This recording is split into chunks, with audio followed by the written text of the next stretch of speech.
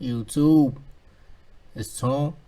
I'm back with another one, and this one today is, I think this is the third video of the first Redemption Manual book. It's kind of like one of the first ones that they made. I read this is actually the first one that I had ever read. This is a pretty good book. So we're gonna get into this here. This talks about the American dream. Where did it go? It talks about the Trading with the Enemy Act and things like that, which are pretty interesting. I think they're pretty interesting topics to get into. So let's get into it.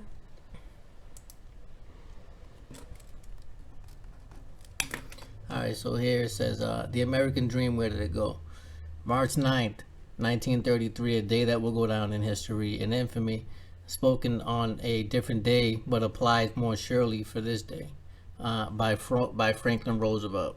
For on this day, the Trading with the Enemies Act and the declaration of bankruptcy by the Congress for the United States, a corporation, the American dream turned into a nightmare. So, the nightmare before Christmas there, huh? So at this point in history, slowly but surely, the bankers proceeded by taking over the federal court system. The taking over of the American court system is now complete, as the federal rules can be used in state courts. Congress have never lawfully assembled after Abraham Lincoln dissolved Congress, after the southern states walked out during the debate over the Civil War, and having been passed into positive law, now sits outside the Constitution, just as the court system does. This is the reason for the voting registration. For registering, you are given the privilege of voting, and anyone who signs and votes in the federal elections or any elections are voting as corporate entities, and you are agreeing that the Congress has the authority to act from a foreign jurisdiction. And so that's what it is. Every time you vote, essentially what you're doing is accepting their offers, right? So they're out there running these little campaigns and all that shit. They're putting offers out there, then they give you a ticket, and you pick one. That means that you agree to their bullshit. It really does mean that. So I mean, otherwise, why would you vote for them? You know what I mean? I really don't. I really don't think it matters who the fuck you vote for. They're all working for the same people anyway. It doesn't even matter. But essentially, picking one is saying that you agree to their bullshit. They're both two wings of the same bird. So you're not picking one over the other. You're just picking one. And you're not, and pretty much what you're not doing is picking you, right? So you're picking them and allowing them the authority over you at that point. So the entire court system is now ruled by and comes under the foreign jurisdiction flag. It has a gold rope, a gold fringe around the edge, a gold eagle, or a gold symbol on top of the flag. And now some courts will make a mockery for the United States flag by positioning it in a vertical slope. The powers knew that all commerce is ruled by the laws of contracts, better known as the UCC, Uniform Commercial Code Law. And so that is essentially what supersedes every code and statute that is commercial, because that's what they are. So what supersedes all that is what is actually governing commerce, and that's UCC. So everything's going to fall under that, commercial. That's just what it is. So where there is no contract, there is no case.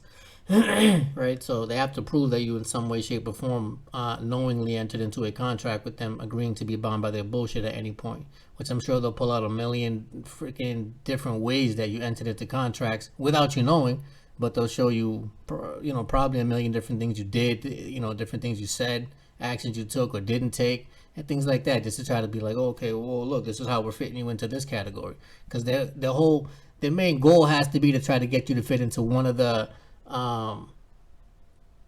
subjects that they have their jurisdiction over. So they're going to try to squeeze you into the criteria that fits one of the avenues of law, if you want to call it that they do have power over. So they're going to try to fit you into one of their boxes, some way, shape, or form. So keep that in mind.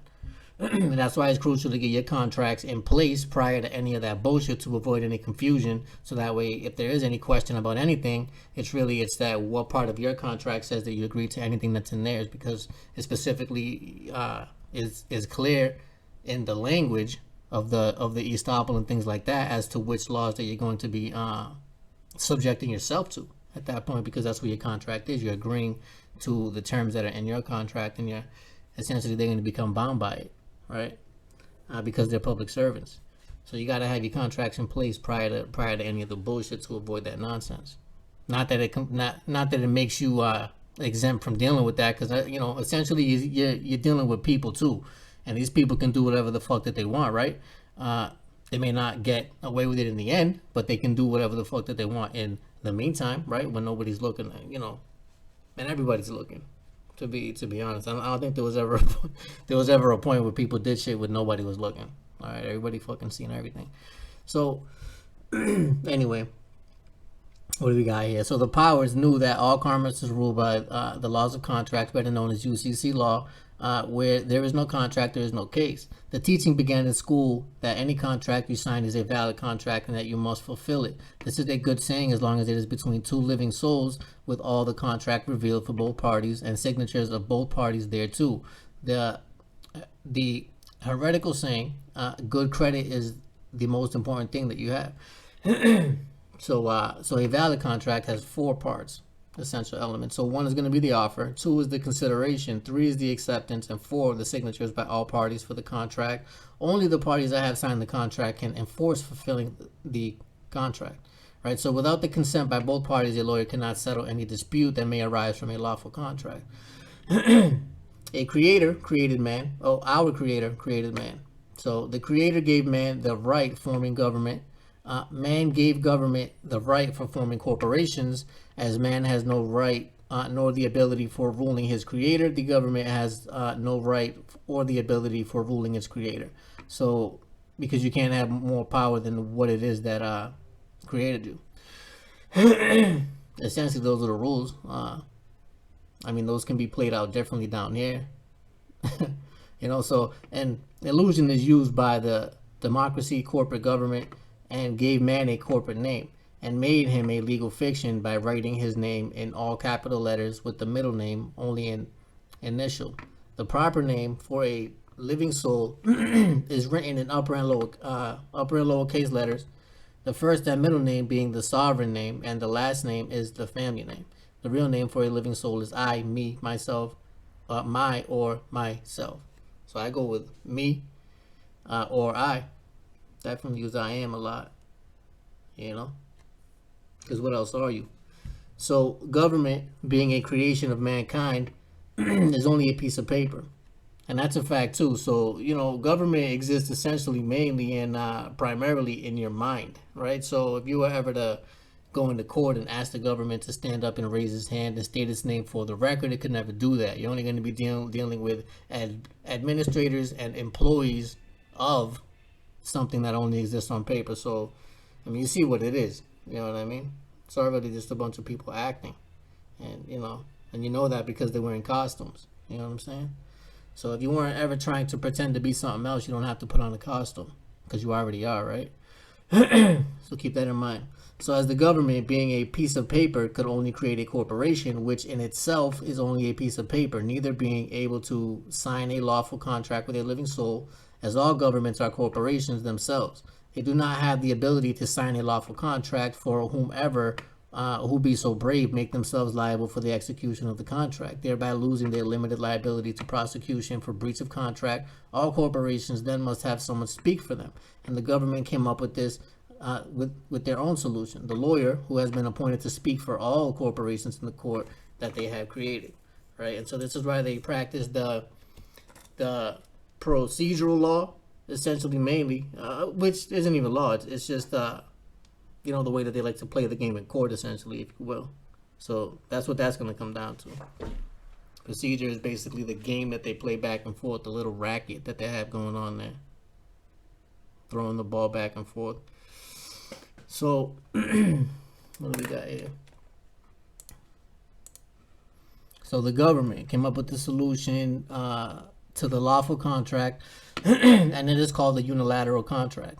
Unilateral, or a one signature contract, in their own description of the unilateral contract, it says that they were probably written up by a lawyer or a group of lawyers to commit fraud with the intent to extort monies from the signers. The lawful problem with these contracts, aside from the fact that they only have the signature of one party to the contract, is that they have many hidden traps to which the party is not aware of its contents. In many cases, such as a bank contract of signatures for checking purposes, the contract is never shown to the depositor. All contracts pertaining to corporations signed by a one-party participant are fraud from their conception and are used to extort monies from people. They cannot be enforced except with our permission or consent by assent. So, this is why it's crucial to, to answer, if you ever can, in the most timely fashion that you can. Any offers that you get from these people, you want to go ahead and answer those, because they are administrative scam artists, and what they're trying to do is administratively default you into their position, and then they end up winning that stupid little game, because that's all that they can do. You know what I'm saying? Well, I mean, that's not all that they can do. They can do other shit too, and that, trust me, they do.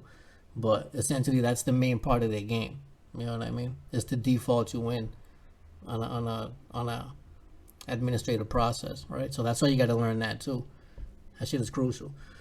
So from the beginning, what do we got here? So from the beginning of mankind, they have the right to contract with whomever and whatever they so choose. The government then set their court system apart from the Constitution and its people, and then invites the people to contract with their court system under the foreign jurisdiction flag to allow them to settle their disputes. Of course, since a person to the government is described as a corporation, then they treat any living soul who contracts with their court system as a corporation, and they are a legal person. A slave, a debtor, cannot speak for itself because it doesn't exist. It's fictional, right?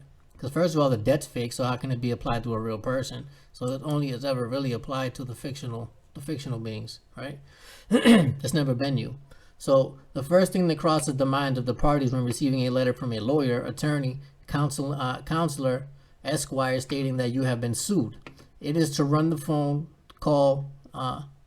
Is to run to the phone call and call another lawyer, attorney, counselor, esquire to settle the dispute for the two corporations in their court. The judge protecting the lawyers, attorneys, counselors, esquires, and they in turn protect the court for their officers of the court. And lawyers are officers of the court. I already did videos on this showing that their allegiance is to the court, regardless, right? And then second to their client.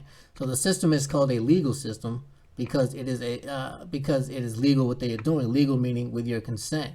And so, you set up a business called the legal system, and then whatever you do in it is called legal, right? Just like if you set up a business for art, everything you're gonna do in there is called art. You know what I'm saying? It doesn't really got to be art as far as what your opinion of art is, but the business is called, it's an art business, so they do art there. This business here is called the legal system, so you think that what they do is legal, but legal is not the same as lawful. You know what I'm saying? Two different words, two different meanings. So legal is not lawful, and it's commercial. So after gaining your consent, it then becomes lawful in their court system for whatever they choose to do to you. Law or lawfulness is constitutional in subject matter, for no law can be enacted or is supposed to be without enabling clause from the Constitution of the state of the United States of America. I already told you why they can write these laws that are repugnant to the Constitution is because they're only writing them for their corporation. They're a private corporation, so they can write whatever the fuck codes and statutes that they want. It doesn't mean that shit applies to you. It's the only reason why they're able to even get that shit printed off is because it doesn't apply to you, but they want you to believe that it does. You know what I mean? But in all reality, they would never have been allowed to print that shit on a piece of paper if they were actually government, because that shit it's not congruent with the stipulations that are in the trust document, which is the Constitution that all these clowns sign. You know what I mean? So way out of line. So here, the court does not have a contract with a party until the party gives the judge his or her name. Until that time, the judge is merely an actor in a black robe. And I don't know at what point they go from an actor in a black robe to a judge to a fucking judge, bro. What do you mean, bro? How do you even? That's a metamorphosis, like a motherfucker right there in the courtroom in front of everybody and nobody's seen it. Come on. So the contract the court is trying to get with a party is to contract the party under the foreign jurisdiction flag. So as the judges do not file their oath of office into the courtroom, thereby acting under administrative law, whatever they want it to be. So the law passed in 1926 have all been signed by the president by the president for the British Accreditation Registry. So that's the bar. And this is where all these people have a little bar membership. It's a PMA. It's a private membership association that they all run. And British Accredited Registry, Accreditation Regency Registry, whatever you want to call it. It's all the same shit. And this is the games that they're playing. This is why they're bringing British law into America, because it's their little private thing that they got going on. So from the state of New York, making all laws come under the bar. So they are nothing more than barcodes, rules, regulations, statutes, procedures for the corporations to follow. The only way you have of making a judge uphold his oath of office is to file it into the case and restrict him to the law that you want to follow. So there are 7 demands for discovery questions to ask all lawyers, attorneys, counselors, esquires. Number 1, please produce the legislative act and its implementing regulations that precipitated this cause. Please produce the legislative act that created the office of lawyer, attorney, counselor, esquire. Please give me the address of this office where I may go and get a license for practicing law. Now, you want to go look for a license to practice law? Good luck. They don't fucking exist. But they always talk about them like they do, right? Just like fucking Santa Claus. They talk about them a lot. I never seen them. So that's the thing. And you got to ask them, how did this office even come to be? And you start to track how they even came into being able to function as a business entity in general. You're going to see that it's all really commercial in nature. And so their power is bound by anything that has to do with commerce. So, they're way out of line most of the time, but the fact that people don't know that, to be able to call them out, is what's allowing them to get away with that fraudulent bullshit, So, what do we got here? Please produce a copy of your oath of office as an officer of the court and where you filed it into the public record. Because y'all gotta have an oath of office, and they gotta have a bond to operate publicly. So please produce the contract signed by myself, proper name of the living soul, and you, name of the lawyer, in which I agreed to give up my constitutional rights. Please give me your name, address, and phone number. Please give me your bond number and your bonding company or your insurance company, which is going to be the same thing. Okay, so, and what else do we got here? So please send to me an acknowledgement that you understand that you have perjured your oath of office and are committing constructive treason against the Constitution of the United States of America, the state of Texas, and the American peace flag. And that's a fact. Maladministration of the trust, right? You got breach of trust, treason. There's a few things there. And so, to get their bonds and all that, you want to contact the Office of Risk Management, right, down at your city. Start there. If you can't get a hold of anybody there, then go ahead and contact maybe somebody in the Secretary of State's office and let them know what you're trying to do and the roadblocks that you're running into, because you intend to file a claim against their bonds and or their insurance company. So you can get that. That's going to be the Office of Risk Management. Check that shit out. So here, under this system of consent, a living soul never has to accept the ruling of the court, but they must object at all times to the action being taken. So unless you object, then you agree, and that's how they look at it. So all persons spending time in prison were sent there by their own words. You know what's funny about that? After I read this shit, I went into court and I sat there and I watched everybody sentence themselves to jail. I watched them agree with the judge that they had a fair trial, that their lawyer did the best that they could do, and that they got the best deal that they think that they could have gotten. And I watched them literally say that they agreed to all that shit and literally sentence themselves to prison. I watched that. So, and they're not lying. Like, this is literally what people are doing. But, they deceived us and mind controlled us into operating in a certain fashion, and they know how to trigger everybody to get them to fall right in line. The shit is crazy what they did with the mind control. It's fucking, the shit is crazy. So all persons spending time in prison were sent there by their own words. They did not ask for allocution. Example, judge, did you receive a fair trial? Answer is yes. You see that? And after I read this, I went there and watched this. It's crazy. The party is just being railroaded. Did your lawyer fight hard for you? Yes. Did you feel that 12 years is a reasonable sentence? Answer, yes. They have just sentenced themselves to prison. This is aided and abetted by the party's lawyers, who had told the party to be nice to the judge in the sentence phase of his trial, and tells the party that he or she understands that the judge is going to probably give him a 12-year sentence instead of the 50 that he can get. Now that's what makes you think that you got a good deal, right? Because he's like, oh, well, you could get 50 years for this, but I could fuck around and get you 12. You serve 6, all right, and get out on fucking parole or something stupid. Something ridiculous, right? And so you think you got a good deal. Someone to ask you if you think that your lawyer fought hard for you, 50 years to 12. Yeah, of course that shit sounds good. But how about none? How about 0 years? How about you do the fucking time? Huh? So the other part of the problem is with the laws, or in today's court, the total lack of laws. The charge and intent are lumped together in one charge, and then you cannot plead innocent. You must plead guilty, not guilty not guilty, no contest, thereby giving the court jurisdiction. So those are the no-los. So all the courts have been lumped together into one court: administrative, admiralty, and civil contract / commercial. With the advent of your plea, you go under administrative, any law that they want to use to convict you. So in order for a law to be construed as a law, it must have an enacting clause from the source the law came from, i.e. king, legislature, etc. All laws proceeding from the state legislatures must have an enacting clause, be it enacted by the legislature of the state of Texas. A legislature can only introduce a bill, cannot introduce a law. It must go through by approved unanimous by the House, signed by the leader of the House, by approved by the Senate, be approved by the Senate, signed by the leader of the Senate, House, approved and signed by the governor, and the bill becomes law. Now it is checked against the Constitution to find the enabling clause from which it was written. If the Constitution does not allow for the law, then it is void from its inception. So have you ever heard a party can challenge the enacting part of the law of the subject matter jurisdiction of the matter that he or she is being tried for violating at any time of the code or upon conviction while in prison? Usually it's not a law. A party is being tried for the breaking of a code, rule, or regulation, or breach of contract. So look, so even while you're in prison. So the proper response to you have been sued is the redemption process or rejection.